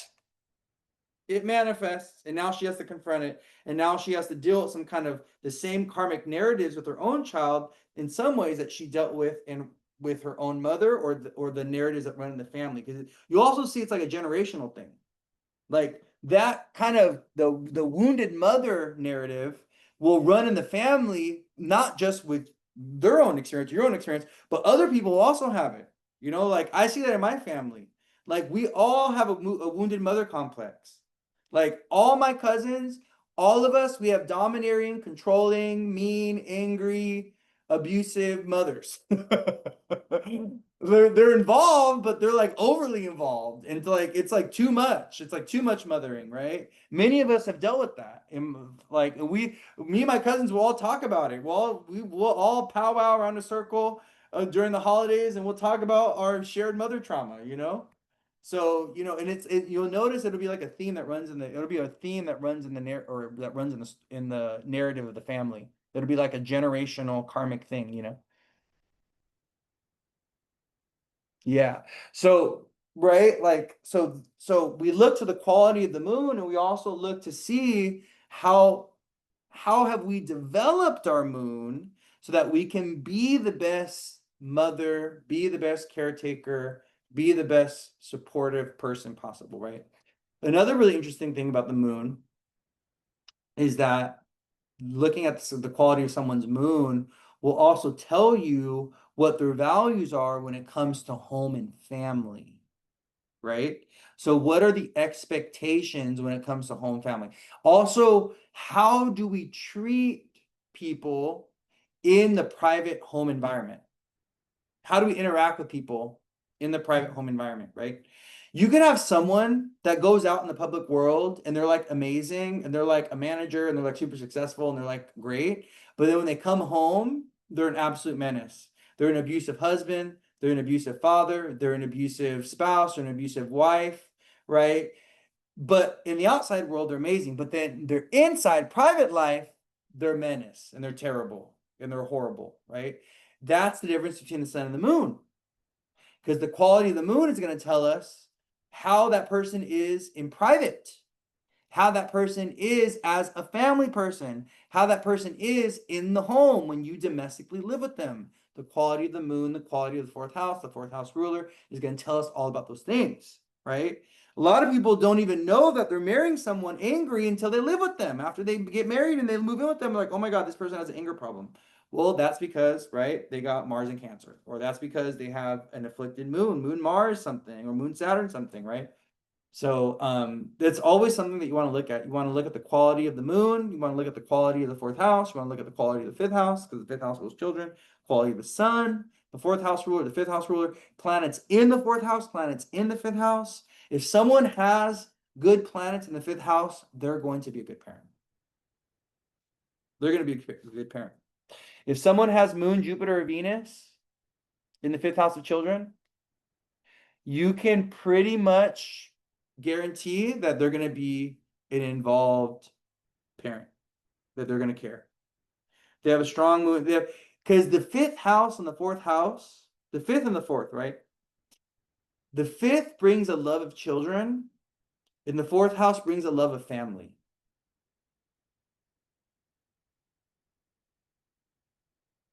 Right? Saturn in the fifth house, that's a rough one. That's, you know, your kids piss you off. That's more about rules and regulations, disciplining your kids, you know? That's Saturn in the fifth. Can people have those bad placements and overcome them? Of course. Yes. Nothing more powerful than your free will. There's nothing more powerful than your free will. You are able to overcome any astrological placement, you're able to overcome. Okay. But you got to think about it like this though, okay? Your astrological placements are your genetic predisposition. You're going to naturally, organically, without thinking, gravitate towards the expressions of your placements naturally. So you're going to have to work a little bit harder and you're going to have to be a little bit more intentional and conscientious about what comes natural to you in order to shift or change something like that, right? Like, let's say you have a very wounded moon. Let's say you have a very afflicted moon. You're going to struggle with being a mom. You're going to struggle with safety. You're going to struggle with security. You're going to struggle with emotional expression, right? But you're going to have to work extra hard to overcome those struggles and you're going to have to be more conscientious and intentional about it, because doing the positive stuff or kind of making those changes, it's going to take a little bit more work, because your natural energetic genetic predisposition is going to be to do your wounded moon. And this is why you'll see a lot of people when they're just living like on automatic, they're just living on automatic, they're just like going through the flow without actually reflecting on things, right? Most people are doing their chart in a way that they're not aware of. Like most people are living out their placements and living out their energies of their chart, and they're doing it in a way that's kind of like unconscious, and so they get more of like the difficult, hard, negative expressions of the energies of their chart and of their placements. But when you're intentional, when you're aware, because you can't change what you cannot see, you can't change what you do not know. If you're not aware of something within yourself, if you can't see something within your life, you're not going to be able to take steps to change it or do something different. So the beauty what astrology does. Astrology makes us aware, and awareness gives us a choice, and choice gives us freedom, because we can change. We can make a conscious choice to change, right? And do it different, right? But if you're not willing to see it, if you're not willing to admit it, if you're not willing to change it, if you're not willing to accept that, wait a minute, this is something that's got to evolve or change or whatever, then, you know, you ain't gonna get very far. So, all right. So yeah, but yeah, I think we always want to look at the quality of the moon, the quality of the sun. You want to look at the quality of the fourth house and the fifth house. You want to see what's going on with that to see if someone is going to be a good parent, you know?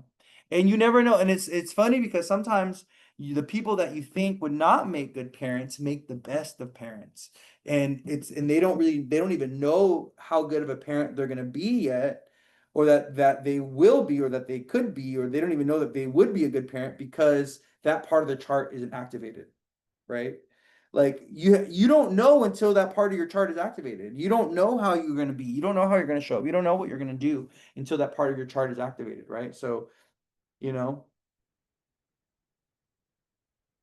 people are shocked. Yeah. Some people will be very surprised with how they actually are as a parent. You know, they may really enjoy it. Some people that think that they're not going to enjoy being a parent actually really love being a parent. If you have Jupiter, Moon, or Venus in your fifth house, you're more than likely going to really love being a parent. If your fifth house ruler is in the first, fifth, or ninth house, you're probably going to really love being a parent. If you have your moon touching like Jupiter, Venus, or the sun, you're probably going to like being a parent.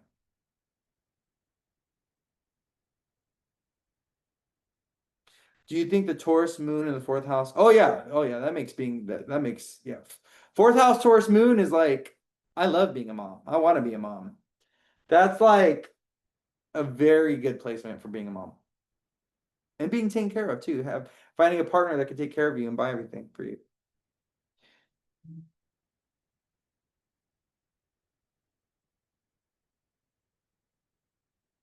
Yes, because I smoke weed. They thought I have no idea on how to be a caregiver, but I was in the medical field at age 18. Yeah, at age 18. Yeah. I love being a mom. I just don't enjoy it. Yeah.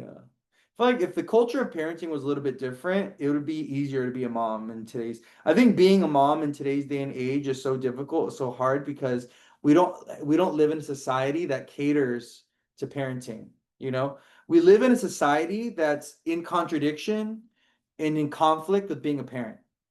Like this culture, like living in the United States, it's really hard to be a parent in the United States, because you really feel like you're doing it alone. Like you really feel like you don't have a lot of support, you know? Like parenting is like, it feels very burdensome when you are in a culture where parenting is like a very socially isolated thing. It's like, there's not a lot of community, there's not a lot of support, there's not a lot of social systems helping parents out, right? It's a very difficult thing to be a parent nowadays, which is why I think a lot of people don't want to, like our millennials and Gen Z and stuff, they do not want to be parents.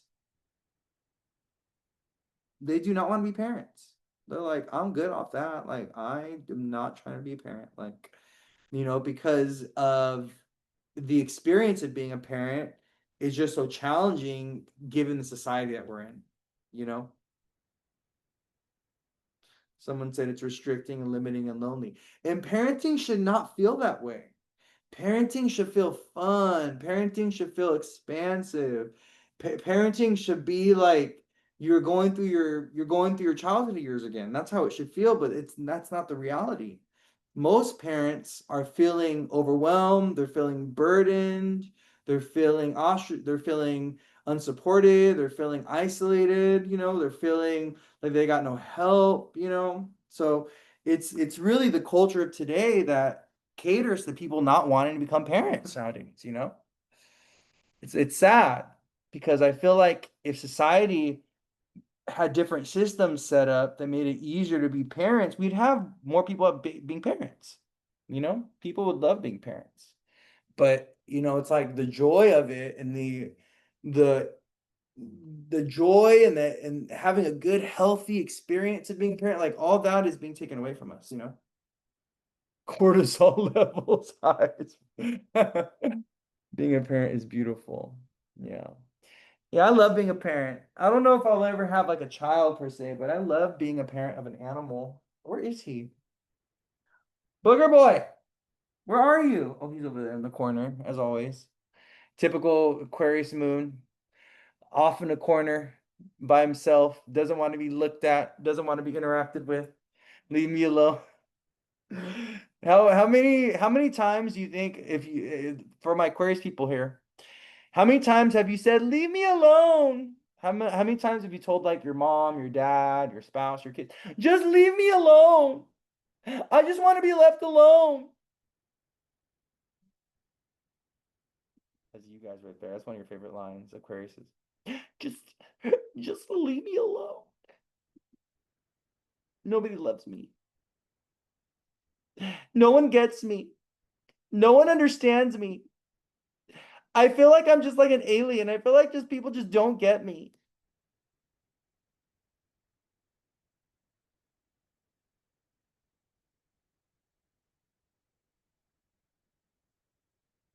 My Aquarius moon sun in the room in his game, and it comes to me, hug me, and snuggle me at night. Besides,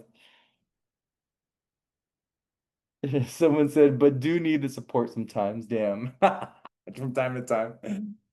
Yeah. Yeah, I'm liking this astrology. I'm liking the Jupiter Venus together in Cancer. It just feels so good. So, just to give you all a little insight, because we're coming up on 2 hours right now, so I want to wrap this up in the next 8 minutes. So, we are approaching eclipse season, my love. So, I want to get you guys ready for eclipse season because these eclipses are gonna be a little wild. So, we're coming to dude, Leo season like came and went. Like, where did Leo season go? Like, have I just been in a cloud? Like, where have I been? I feel like like I just disappeared into Leo season, and it's like, where did it go?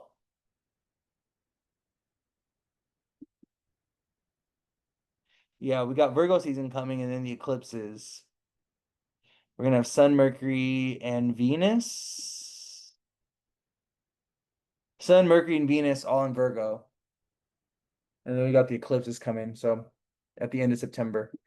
So the eclipses are coming, my loves. I hope y'all ready. My mutables, Pisces, Virgo, Gemini, Sag. I hope you ready for these eclipses coming up because they're gonna be a little wild. They're gonna be a little wonky, a little funky, a little stinky. They're gonna be a little shisty, a little messy, I don't know what words are coming to me.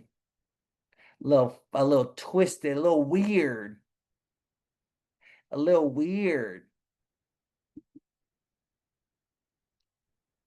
love Leo season. What she say? I started monetizing on Facebook and TikTok, confidence multiplied season. I love that. Yeah. No more mess. Thank you. No, a little bit more mess. A little bit more mess, my love. Here you go. So a little bit more. The eclipses are like, here you go. Let me sprinkle a little bit more mess in that life of yours. Okay. We need a little bit of drama, a little bit of excitement. You're looking a little bored. Okay. The eclipses are coming by, baby. You're looking a little bored. Okay. Let me just throw some on your life. Okay. You need some drama. You need some excitement. You need some sweat. You need some blood. You need some tears. Here you go. The eclipses are coming to deliver. Okay. Because your life is looking a little uneventful. Okay. Your life is looking a little uneventful. So be careful. Because the moment you're like, oh, everything is so peaceful and everything is so good, be careful with saying that and admitting that. Okay. Because when you are like, when you are in that moment, when you think you're like, oh, like, I got it all figured out, and oh, life is so good and life is so peachy. The moment that you say that and that you do that, you know what happens? A little alert goes off in the cosmos, and then spirit and the divine is like, it's like boop, boop, boop, peace alert, peace alert, peace alert. Gotta stir up drama, gotta bring up some crisis, gotta cause some chaos and destruction in this person's life. Their life is looking a little bored and a little uneventful. So before you do that, okay, be careful, because you're gonna make yourself a target. You're gonna be like, oh, I got it all figured out and everything's all peachy, and look at this, I've arrived, and then bam, bam, you get smacked down. Because there's no peace, not while you're here. No, not while you are walking this earth. Not while you are breathing and you are living in this skin. Okay, let me tell you something. Okay, you will not have no peace. Not down here, not on this planet. I don't know what you thought this was, but you will not be sleeping. Okay, you are in prison. We're here in prison together. In this prison that we're in is called Earth. Okay, we are on a lifetime episode of jail. That's what this is. And you shall not know peace while you are on this planet. You'll know it for a second. You can have a day, you can have a few weeks, maybe you can even have a month of peace, okay? But eventually, that peace needs to be disturbed. All right. Eventually, that peace, that little bubble of peace you're in, it needs to be popped. All right, because we can't have human beings living peaceful, happy lives down here. This is Earth. The hell? You signed up for the streets. Okay? Welcome. Welcome to the streets of the universe. Earth.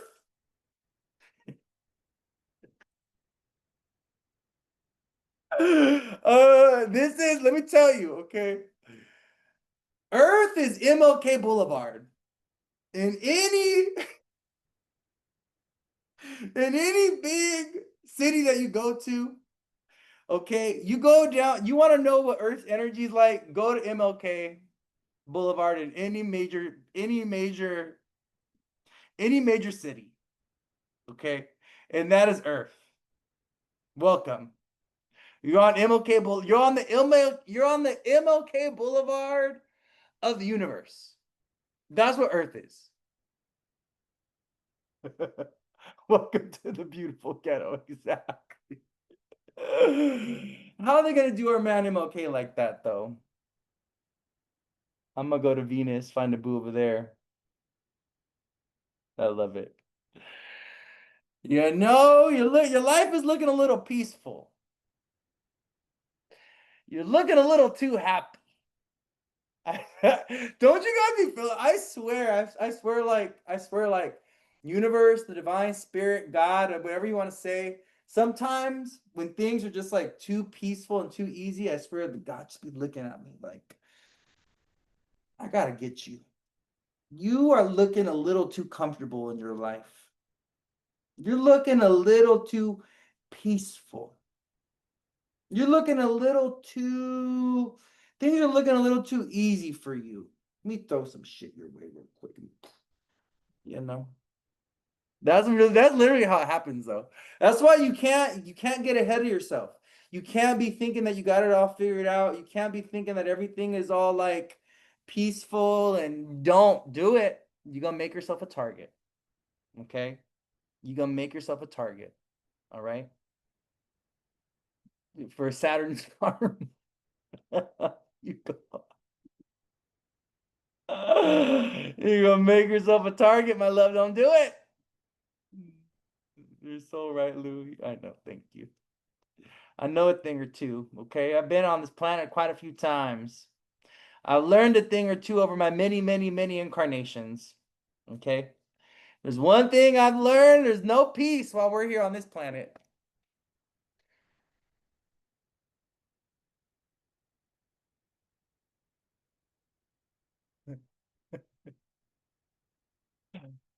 Oh my gosh.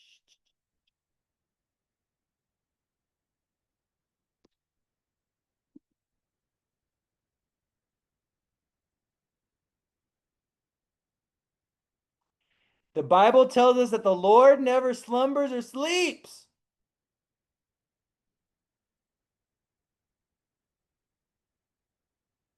That's crazy. Psalms 121. I'm over here on the Bible. Of course, we had to end up with the Bible when the moon's in Pisces, right?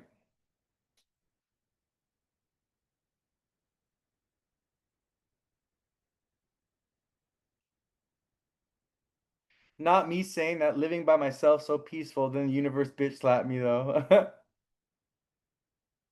I pray you the remainder of your moon days miraculously blissful. I say amen. Oh, thank you, my love. Okay, I think we're good. I think we're gonna wrap it up here. We did a nice little overview of the week ahead astrology. We're wrapping up Leo season, so this is the end of Leo season. So have at it, have fun, go out, celebrate, party, let people know that let people know who you are. Be seen, have fun, create, explore, investigate, do all the good things. Okay. Don't be a bad boy or a bad girl, though. Okay. Don't, no breaking hearts, no being a heartbreaker. All right. We need more lovers, more love, less hate, more lovers, less haters in the world. Yeah, there's a lot of hate in the world nowadays. And Jupiter Venus conjunct in Cancer reminds us that love conquers all things. Okay. I love you all so much. Thank you for being here. I'm gonna go ahead and actually post this on Instagram. Oh, I'm sorry. Well, yeah, on Instagram, but I'm gonna post this on YouTube. I actually went ahead and posted the full moon and Aquarius overview that we did on Saturday. I went ahead and posted that on YouTube today. I was lagging on that, so. Thanks ever so much. As always, Louie, from a lover, not a fighter. Oh, by the way, my illegal thing meant to happen July 29th. I mentioned to you, asked for a miracle, and it happened. It got canceled. Thank you, love. Yes, I love that for you. Awesome. Cool. All right, my loves. Mwah. Beautiful, blessed, amazing, sweet, kind, wonderful, awesome, funny, prosperous, benevolent.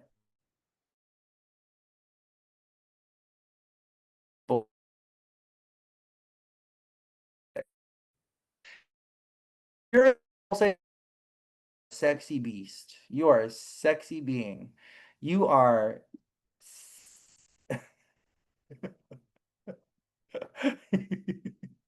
Are we still here? The live almost cut out. Okay, my loves. You sexy, beautiful people. I'll see you guys. Bye.